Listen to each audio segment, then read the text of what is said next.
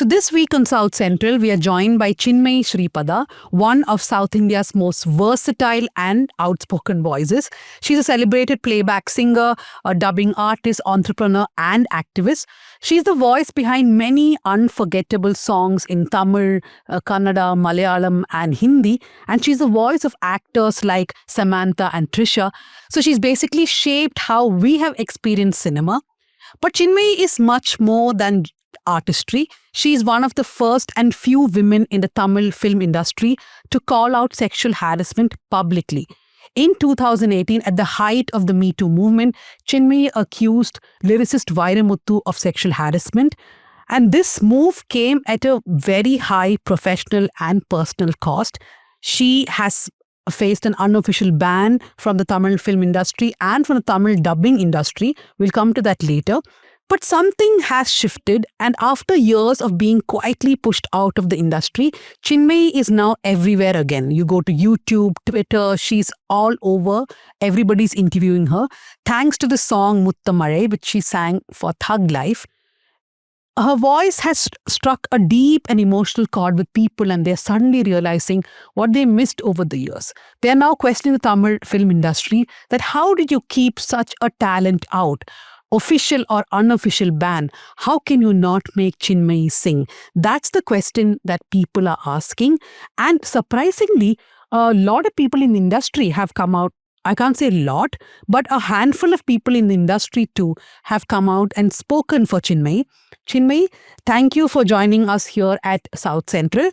I know that it's a busy week for you because you're almost on every platform giving interviews. No, it's not true. I'm not on every platform, but probably I'm singing, and that finally, for a change, I mean, people can remember that I sing, and it makes me happy. I'm like, it's not just one, to be remembered for the songs, and then they are now, speaking about all the older songs that I sang. So it's nice. It's nice to be here. I mean, after 6-7 years of abuse. So this is good. But did you see this coming? I think there was one more cycle before this, right? When there was a lot of outpouring of love. I remember during a pandemic when you had done the Twitter spaces, just singing and singing and singing. That, yes, I think we just planned it like a 1 maximum 2 hour Twitter spaces, and then it became like an all-nighter. We were doing it until some 5:30, 5:45 in the morning. And I remember a couple of people were saying, "Romba late aichu." I think it's the crows. Everybody is up. It's all sunrise has happened. So I think it's time that we should let her go. Yes. So I remember, it was trending on Twitter on an all India level. A lot of people were talking about it, and then there's Bring Back Chinmayi and everything happened. There was a lot of love even then. After this, I think to be especially after the success of something as amazing as 96, because I remember the adulation that came when Govind Vasanta's violins would play on the trailer, and then we sang Kadale Kadale, and there was so much pressure from everybody in the industry and outside it to create a song which was not in the plan at all. And Govind Vasanta went back and created a song, and we went and sang it a few days before the release of the film. And then after that, most definitely the Twitter spaces, and now honestly, this is really very strange, because I was just standing in for Dee, who was not able to make it that day, just like anybody else would do it at Rahman sir's audio launch. It's happened a few times before. This is not the first time as well. But I guess it's just, I don't know, the stars aligned or what aligned, but it just blew up, and it was lovely to see a lot of people appreciate me for singing. Of course, I think it took a little bit of it became a little bit of a, I think I was very uncomfortable seeing all this Dee versus Chinmayi sort of an argument. That was really, really uncomfortable for me. I was literally squirming, but thankfully that has died down. And for all the love and all this adulation, I'm really, really grateful. Now, after facing a ban for so many years, now we have seen some people come out and give interviews. In fact, some of them are saying that Vairamuthu is a great poet, but he's a terrible human being even. How do you view all these things now? She's talking about the Gangai Amaran interview. Gangai Amaran is Ilayaraja's brother and the music composer himself. That was really so how the man also has a very interesting way of speaking and communicating, and his whatever he says is laced with a lot of sarcasm. So it took me a little while to understand where he was going with it when he started it.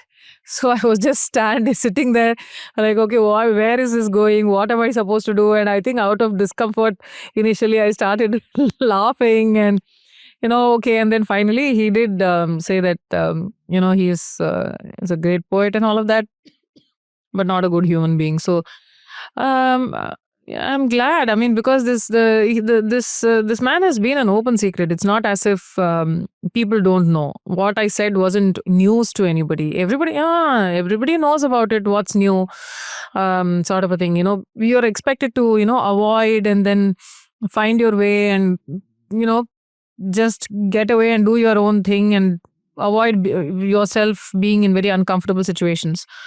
So yeah, this is new plus interesting to me. What Gangai Amaran sir said, but looks like a lot of people have started talking about that as well. And it's the one thing that I have been trying to say as well is that overall in the past 6-7 years there has been a consistent erasure of all the other women who also spoke up along with me. I was not the only one who spoke up in public. 2 other women came up and spoke in interviews facing the camera. A couple of others came on camera and said that they have seen him misbehave with a young girl, and 14-15 other accounts of harassment and abuse have been identity protected. So this entire erasure of all of these people and then making me the only person who apparently spoke up about the poet has been something I was very uncomfortable with.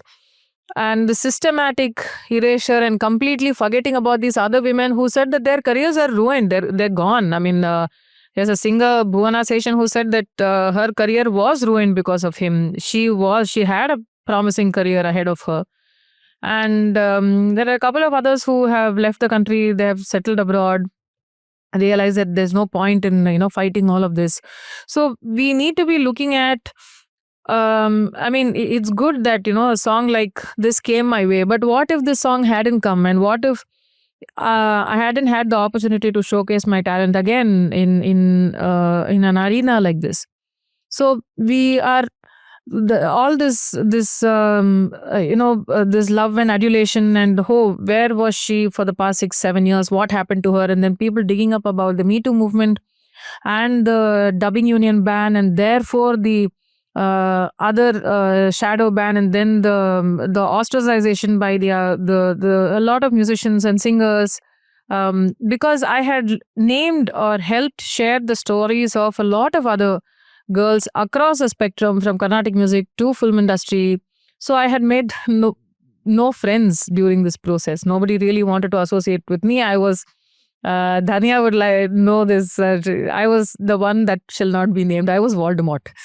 I still am Voldemort. I think until 12 days ago now. Now it's I guess it's even now you can very, very clearly see there'll be like an absolute silence from some sectors, and you wonder, I mean, what did I do wrong? I mean, why am I being othered and then pushed to a corner where nobody would want to associate with me, even though the ones they shouldn't be associating with are the ones who are actually making workplaces unsafe and dangerous and traumatic for so many young girls.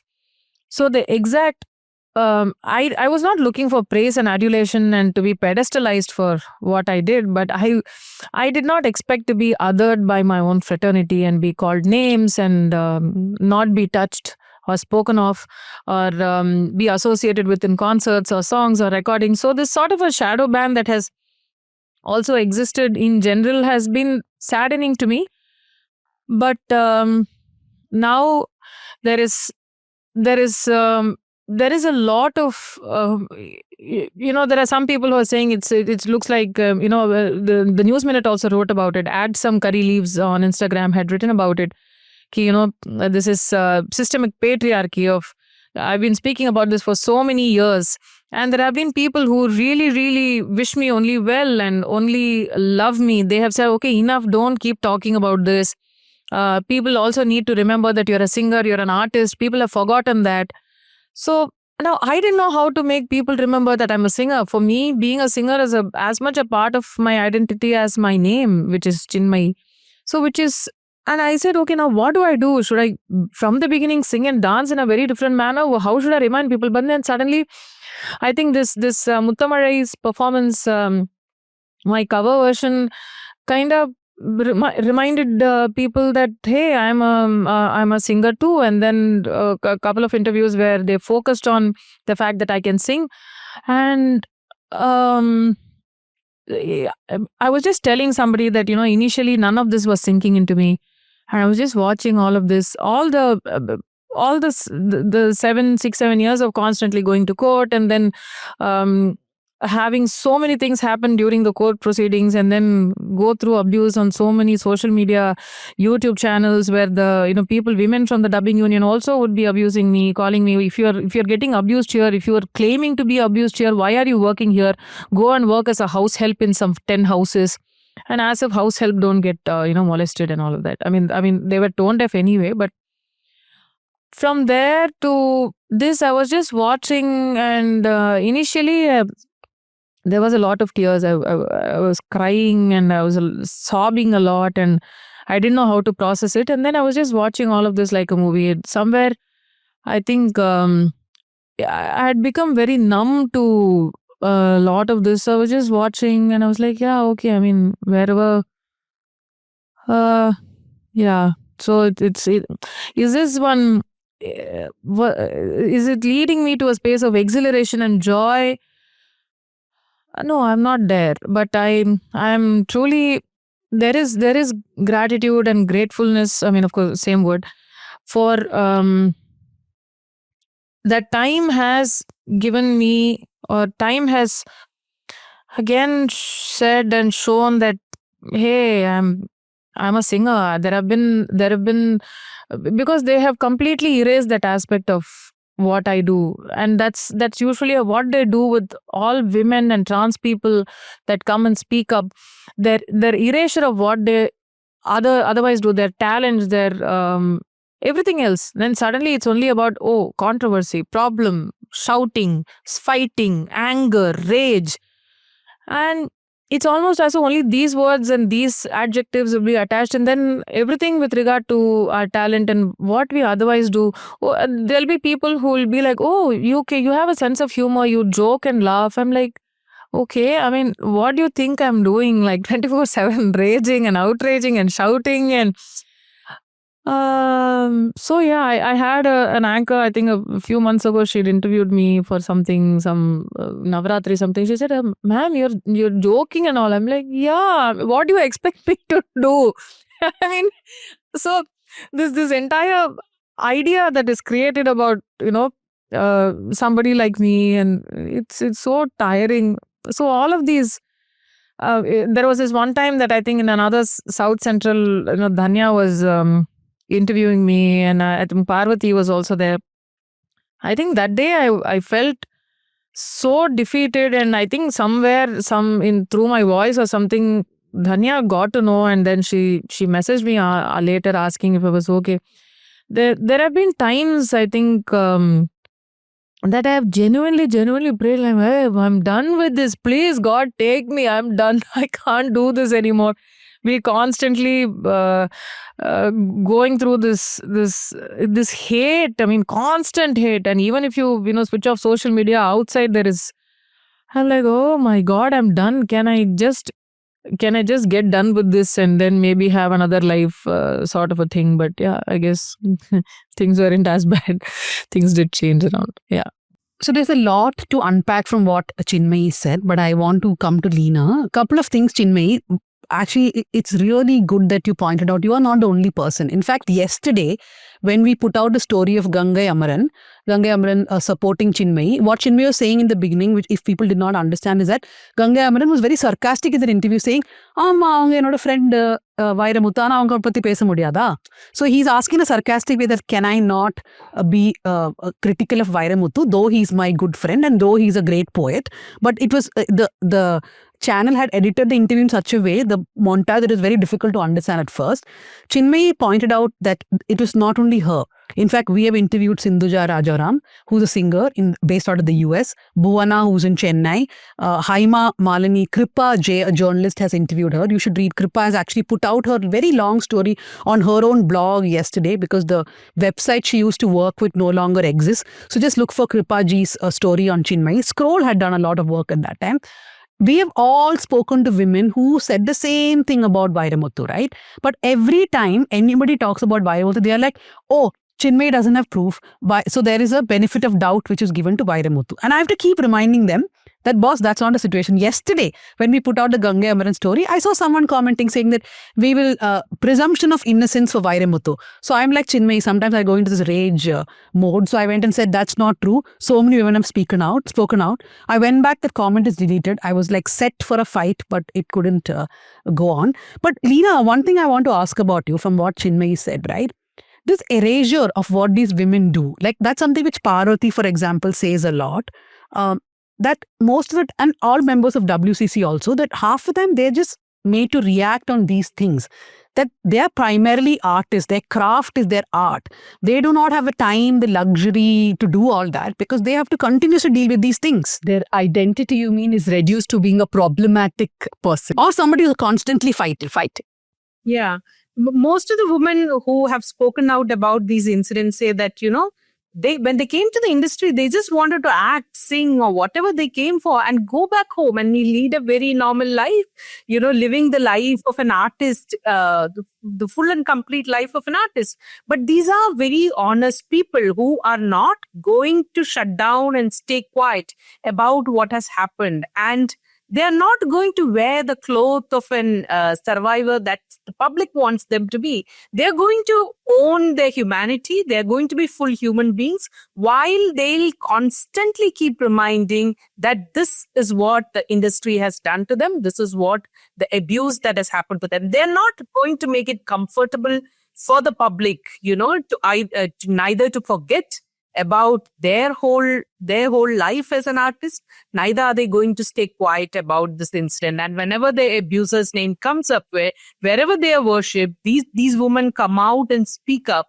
and they are being made to pay a price for it. It's not that anybody in India needs another song from Chinmayi to remember the artist that is Chinmayi, right? Chinmayi's name and what she has built for herself as an artist, I think, is there in everyone's memory. The whole public knows about it. But it is a very few powerful handful of people that has banned her from the industry, that has, that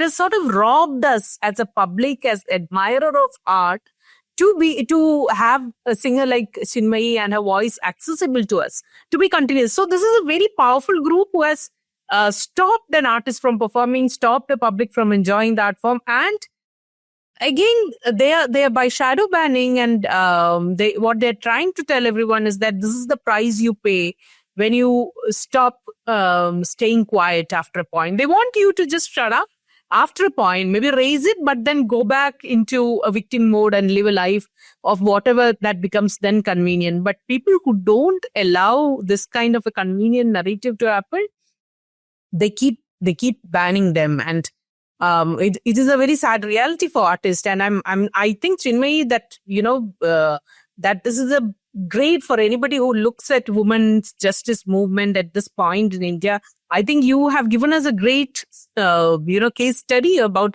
the kind of the long periods of abuse and ban that has come your way, and how you have you have constantly worked your way through it and refused to die out as a voice, to constantly raise this again and again, whatever comes your way. And I think we have all got to be a lot thankful for the way you have done this.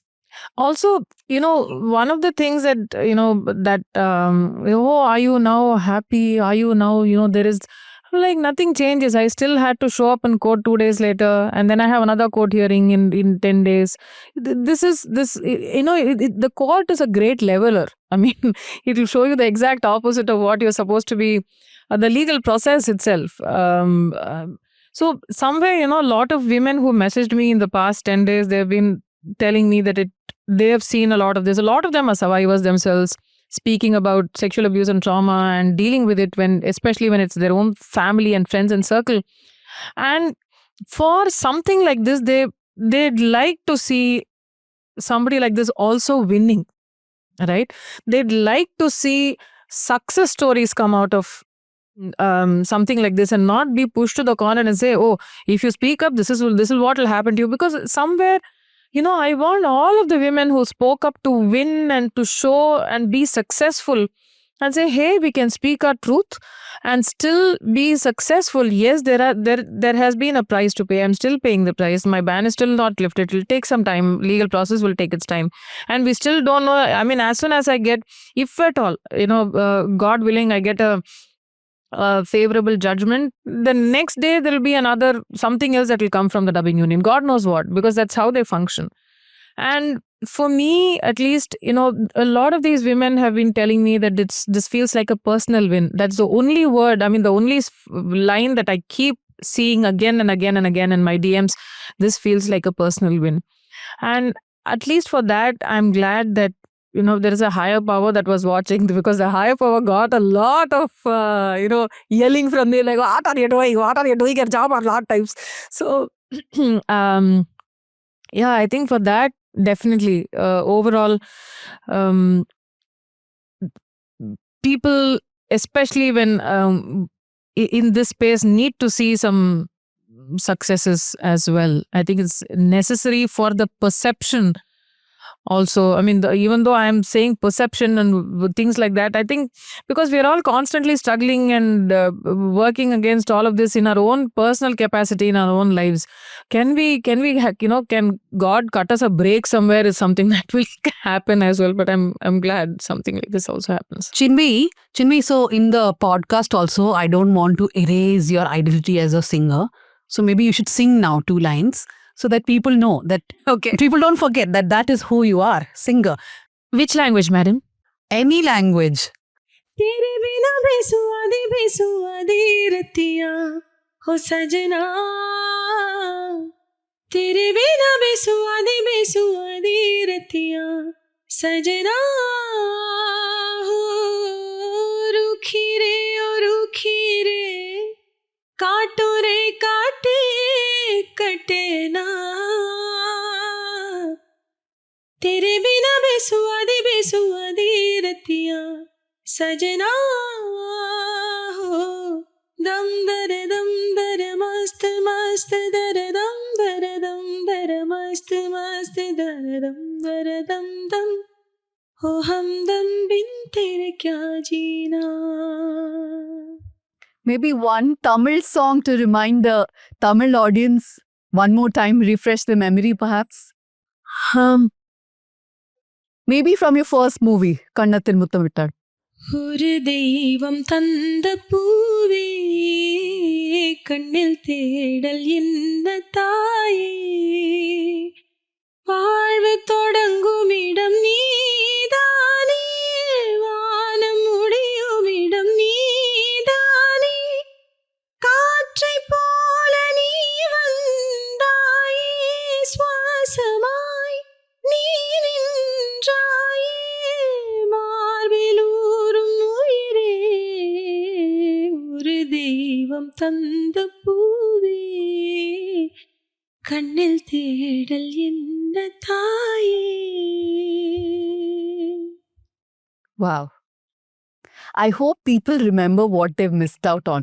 And, somewhere I hope that this public pressure will act. It should have acted 7-8 years ago. People should have stood up and, spoken up for you, because while you were facing shadow ban and real ban, the person you and many other women accused of sexual harassment and assault, Vairamuthu, was going on with life as usual. In fact, the so-called progressive forces, including the DMK, including people like Kamal Hassan, they were happy to share stages with them.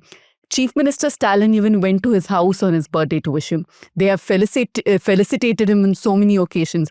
So it is terrible that, even the progressive forces supposedly did not speak up for you. But now my question to you is, one, how exhausting has it been? And my second question is, do you think that now again people have been reminded and there's so much of outpour of where was Chinmayi? Do you think that will be a breakthrough, or public memory will be short-lived? No, the breakthrough in the industry now. Industry again, is what I I mean, don't know actually. I in general, they say public memory is short-lived, right? I am shocked that it's probably 12 days or so since the performance. It's still trending at number 1 on YouTube. None of this. I don't know what in God's name is happening, truth be told. And about Pooja's first part, about just how exhausting all this has been. Like, I am personally sometimes exhausted just looking at your energy. For example, to those unaware, Chinmayi doesn't just talk about Me Too movement. There was one time when she was going on putting out dowry for like Andhra and Telangana. What are the different kinds of dowry that women are taking? Women are forced to give. Their families are forced to give. Then another 2 weeks, Chinmayi will be talking about safety in some PG accommodation. The next 2 weeks, Chinmayi will be doing some. So, but literally, how exhausting has this been? I mean, we know what has been going through court. There was, I think, one time when one of the lawyers said that you're a liar, you're a fraud. How are you saying that you know Urdu and Hindi? You don't even know these languages. All sorts of things have been happening, right? I think that Urdu Hindi thing, it looks like I forgot, but I remember he argued saying that this woman has no character, she's a liar, she needs to go to jail, send her to jail today for perjury. And he was arguing so vehemently. I was like, oh, are they going to send me to jail after this? I mean, I saw 2 police women going to come and take me to jail because this man is arguing that I need to be sent to jail. And I was just sitting there reflecting, like, here I am speaking up, asking for my right to work against somebody like a Radha Ravi. He was an open, abusive, so verbally abusive that everybody knows about it. And look at, that's when, we what we know as the society and general public and what is argued in court with papers and documents and words and commas and periods and everything else. It's a very, very different, thing altogether. And I'm so grateful that, I have legal counsel in Suresh Sir and Nagashaila ma'am.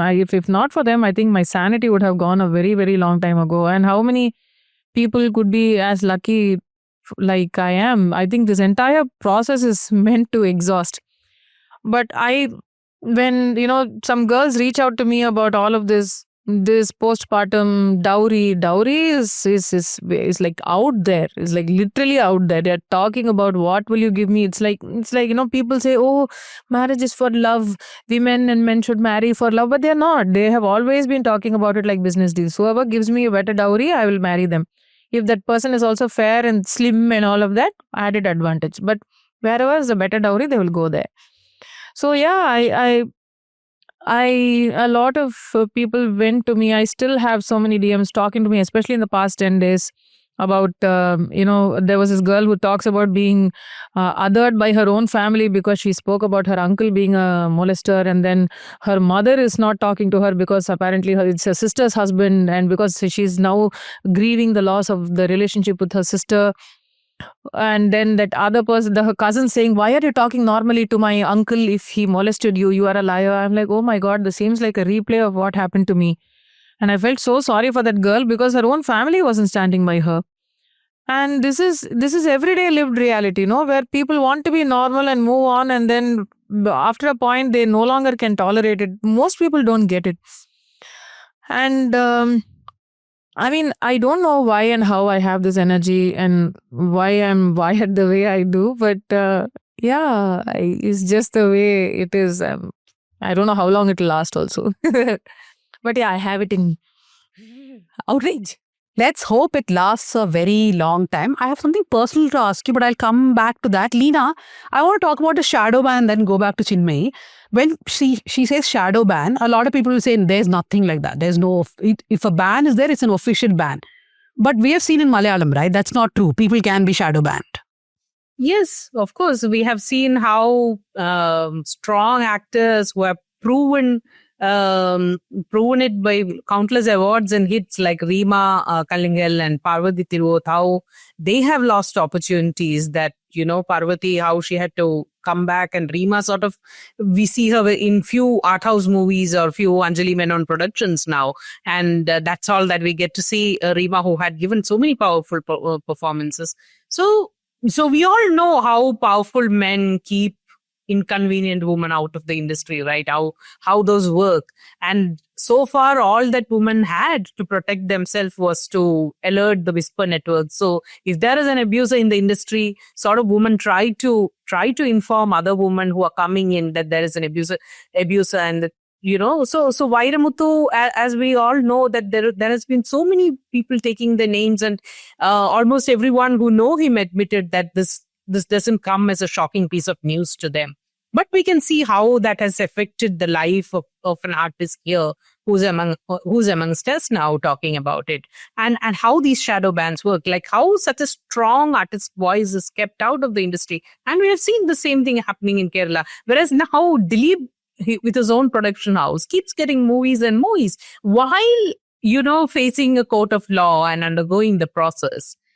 And where is the woman survivor, and where is her movies now? Nowhere to be seen, right? So this happens across industries, that inconvenient woman doesn't get opportunities, and people who wants to raise a voice and fight this fight lose out on chances. So Chinmay, once you spoke about the shadow, I mean, not you, after this Thug Life song came out, everybody has been saying you have been shadow banned. And I saw a few singers putting out saying that, oh, there's nothing like a shadow ban. I have been actually telling Chinmay for some days to please make a list of what she's actually sung post 2018, because if you go to her encyclopedia list, it shows a lot of movies that released post October 2018, right, when she made the revelation, and those were not recorded then. Even a 2020 release could have been a song she recorded 2 years before. So I've been like imploring with her to actually figure out how much she has sung post 2019. Chinmay, how much did your work shrink? I really see, I'll tell you how it works, especially when you have done a work or a film like Kadale Kadale or a film like 96. I don't think there is any other person who got the opportunity to both be the dubbing artist for the lead heroine and sing all the songs in the film, the female songs, in both Tamil and Telugu.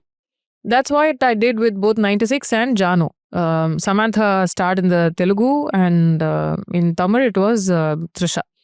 Now, usually what happens is that when you have a hit song, as a ripple effect, there'll be a lot of you are in the top of people's minds. Oh, this song worked. So now there is, if you had to look at it in a business sense, there is a market.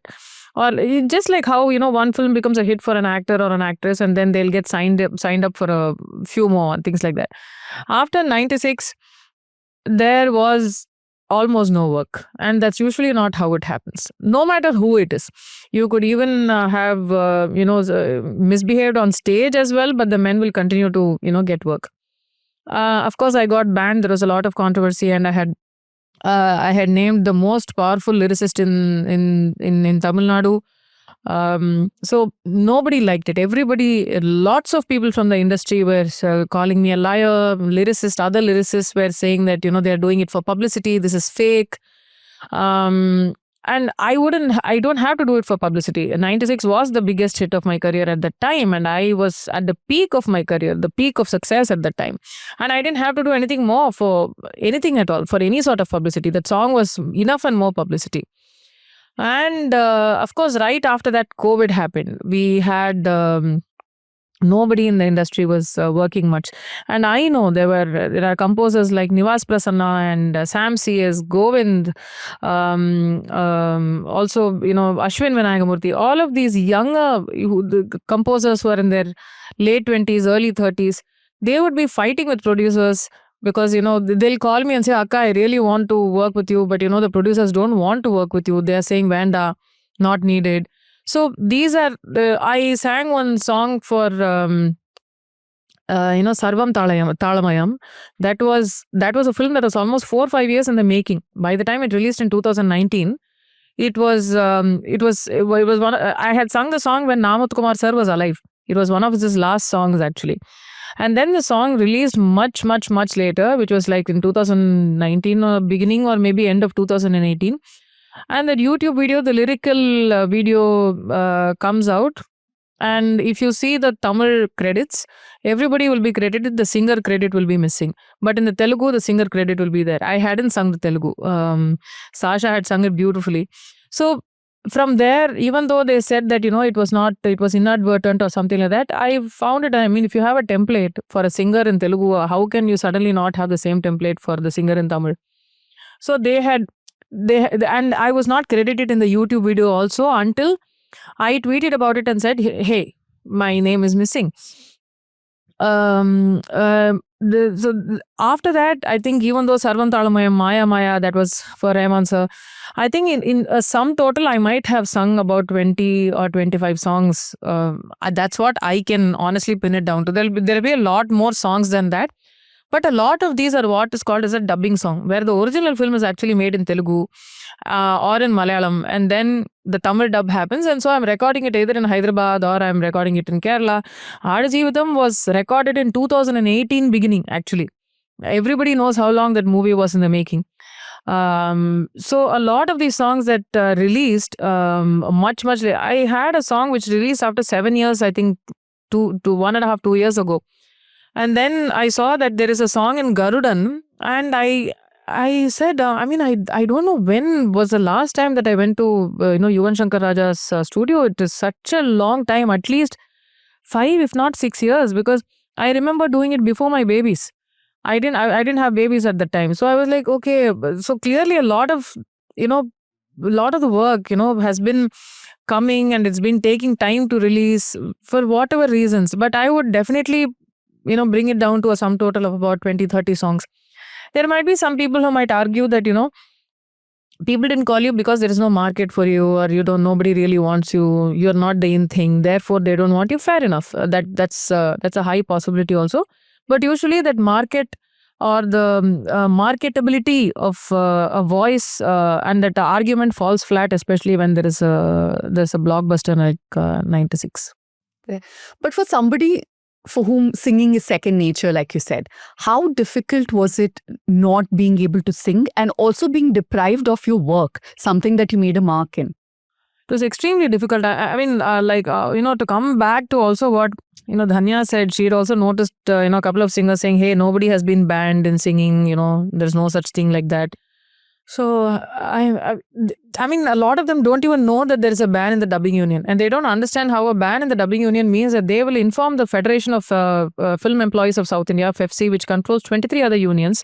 There are 24 or 25 unions or so that come under the aegis of FEFC. And once, let's say the dubbing union bans somebody, they will inform FEFC. FEFC will put out a circular to all the other unions saying that such and such person has been banned or has been removed from the union based on disciplinary action. In Tamil, they will say, ஒழுங்கு நடவடிக்கையில இவங்களை வந்து தள்ளி வைக்கப்பட்டது, ஒதுக்க வைக்கப்பட்டது. So, they will give one reminder in that letter itself saying that all members of FEFC and associated unions are reminded that you are all supposed to work only member to member. So, don't work with non-members. Once you get removed from a union, you become a non-member. So they go, the amount of, I think, issues that Mithran faced when he decided to cast my voice in Hero for Kalyani Priyadarshan. And, the team of Lokesh Kanagaraj also, they were constantly, apparently the assistant directors and others were harangued to find out where I was recording, which studio did I dub, so that they could, ban the studio engineer, blacklist the studio. They tried all of this. And I know the engineer, spoke to me and he said, yeah, this happened and we didn't know what to do. And so I had to, imagine not being allowed to work in my own home ground, and I have to work somewhere else and send it and work as if I'm that I'm doing something anti-national or anti-social or something like that. Imagine I am the one having to have to bend over backwards, and people have to bend over backwards to work with me. And then how many people go through all of this extra work and extra, oh God, so much we have to do. Okay, we have to release a film. That is a bigger thing. We'll work when all other issues are sorted. Because when dubbing has happened, the movie is done. People are racing against time to release the film. They don't want to sign up for additional problems at that time. Little bit explain like how difficult it was job wise, right? Also financially, also, for people to understand, no? Most definitely. So the bulk of my work came from Tamil, and people weren't willing to work with me at all. So as I was the one that will not be touched, will not be worked with. Other singers also, many of them did not want to associate with me, but they were happy to associate with other singers and lyricists who were outed as molesters. That was not a problem.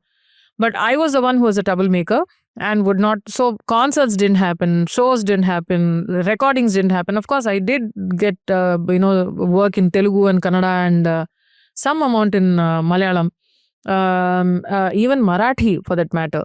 But none of the Tamil had almost like fallen silent, where I would probably be recording like some 3-4 songs a month. Maybe I was doing a sum total of probably 7-8 songs a year, and that is significant. That is like a huge dip. And people, the financial constraints of something like this, I faced it, the entire brunt of it.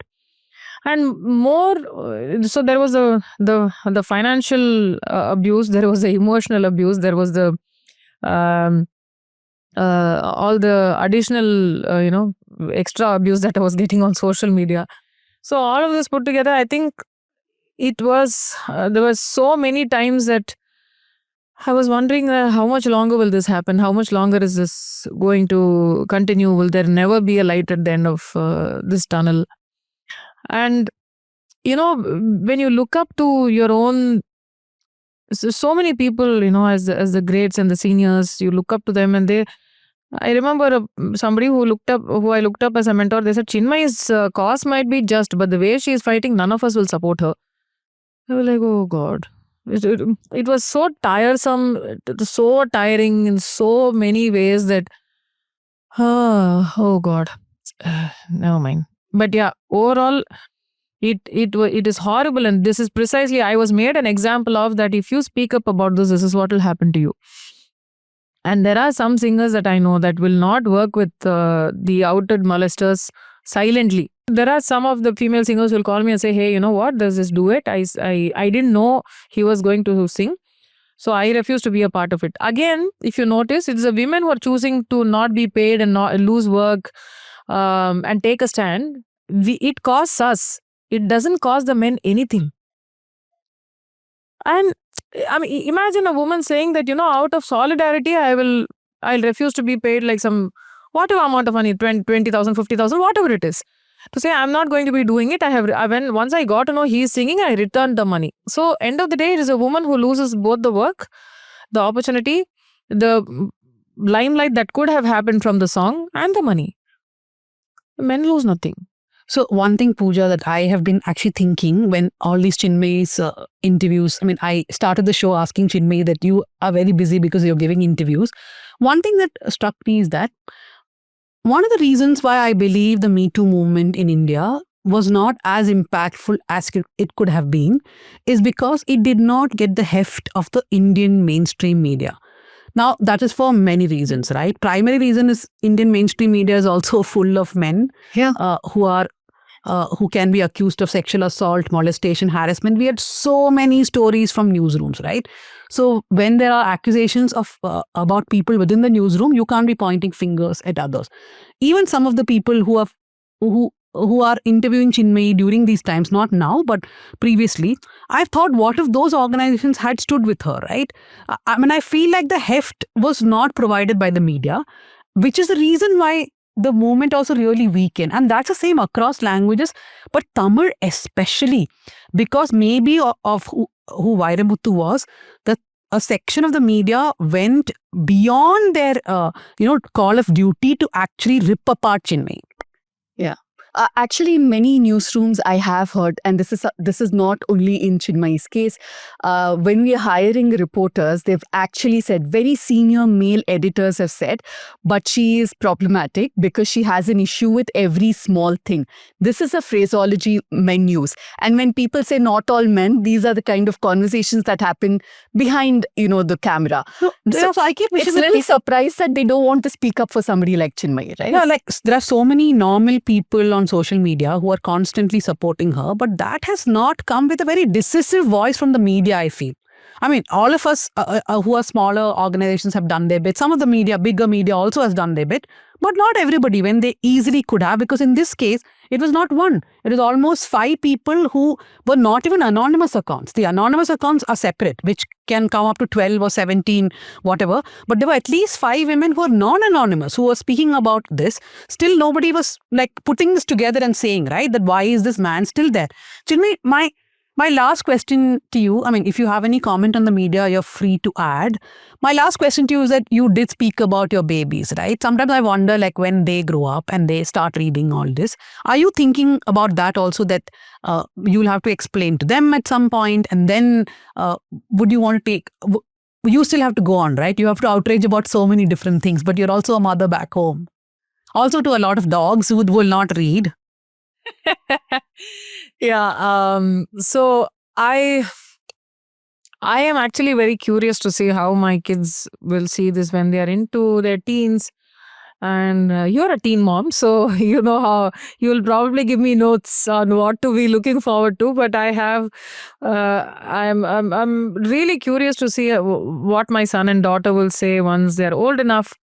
And they, have a conversation about this with me. How will the world be, 10, 12 years down the line? And when we are having a conversation about this, I am really, really looking forward to it. I'm expecting it to be nice, actually. I really am. Any last words, Leena, especially about what we spoke about, the media coverage? No, I was also thinking that the kids will really need to learn that what a fighter their mother has been and what it has meant to live that life. So I don't think they would need any external motivational characters to build their life up there, to look up to. But coming to media, I think, everywhere media has reacted the same way to the Me Too movement.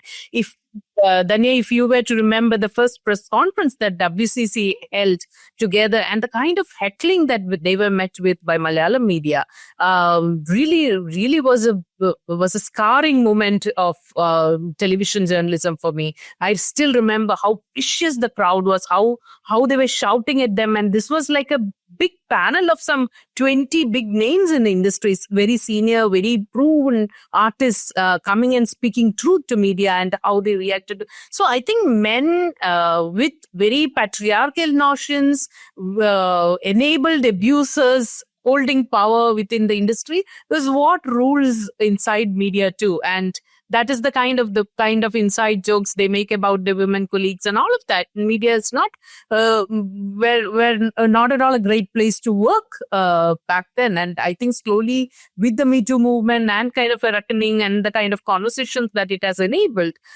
things might have slightly changed, or maybe in new media spaces that we occupy, things have vastly changed the kind of conversation that it holds. But this kind of sexist men or this kind of abusive men in mainstream media is a very common occurrence, and they have not been called out. And from those kind of newsrooms to expect any kind of support and solidarity, I think is really asking for a lot. Okay, so we'll end the discussion here. Then we'll read the letters. It's been a busy day for Chinmayi, but we told her we have to do the recording. So actually, we're recording at 9 p.m. in the night. Thank you very much, Chinmayi, for coming to South Central. Thank you, Dhanya. Thank you, Pooja. Thank you so much, Leena. And truly, truly grateful for your time.